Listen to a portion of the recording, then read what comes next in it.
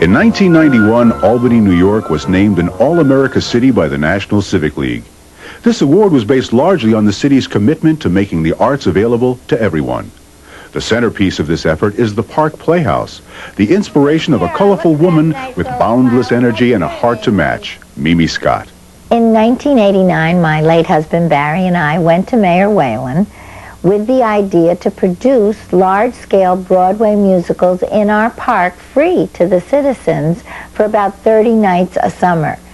We could envision the elderly as well as children, the theatrically exposed as well as the unexposed, coming together to share live musical theater. The mayor wholeheartedly embraced Mimi's vision, and soon tremendous crowds were gathering nightly in Albany's Washington Park for popular selections such as Annie, Camelot, The Sound of Music, and The Wiz.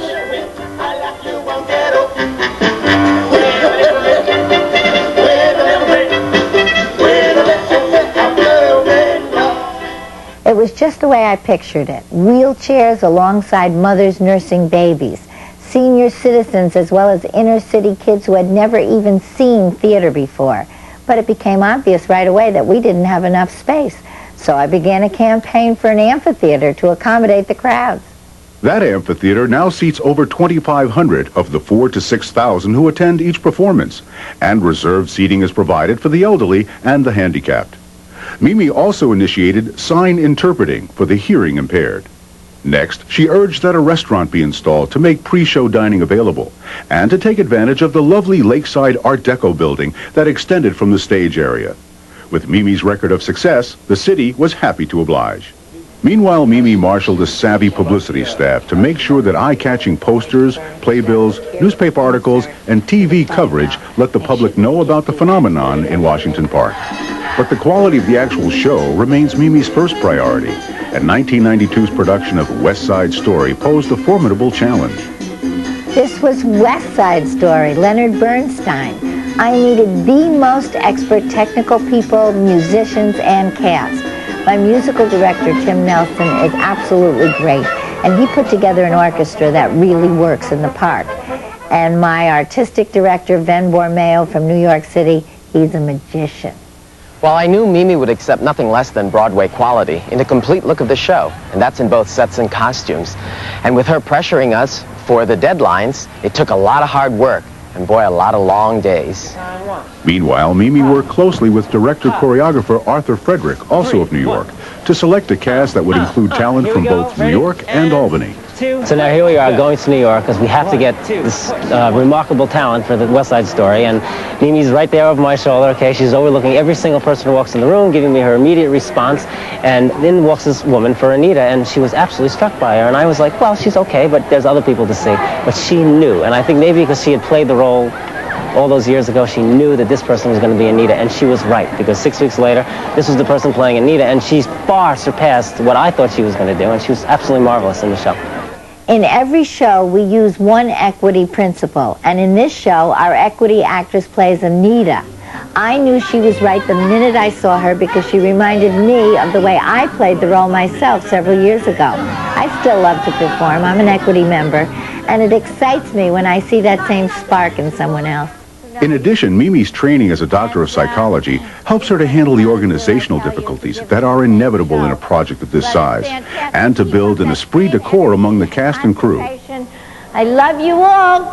Go knock 'em dead. Multitudinous broken legs. Productions of this magnitude require effective budgeting, and Mimi is an expert at stretching a $200,000 budget to cover a $500,000 project.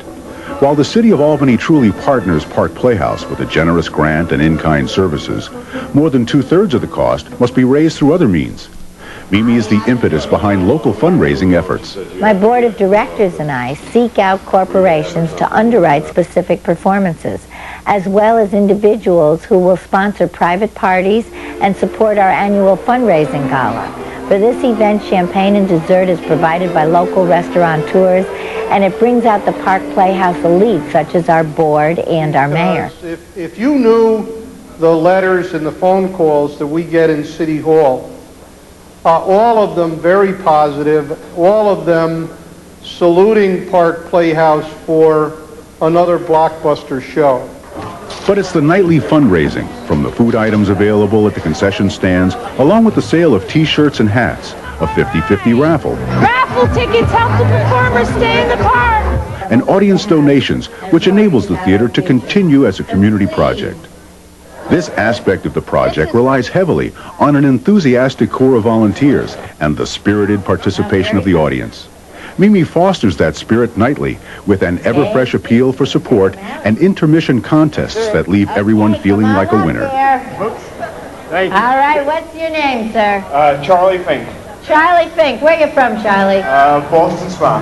Boston Spa. Well, I want you to know you have just won yourself $599.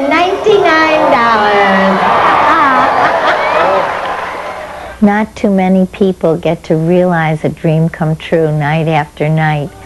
When those lights go dim and I look around and see faces as far as the eye can see, of all ages and all color, my heart just fills up. The joy and excitement of live theater are Mimi Scott's legacy to the community of Albany.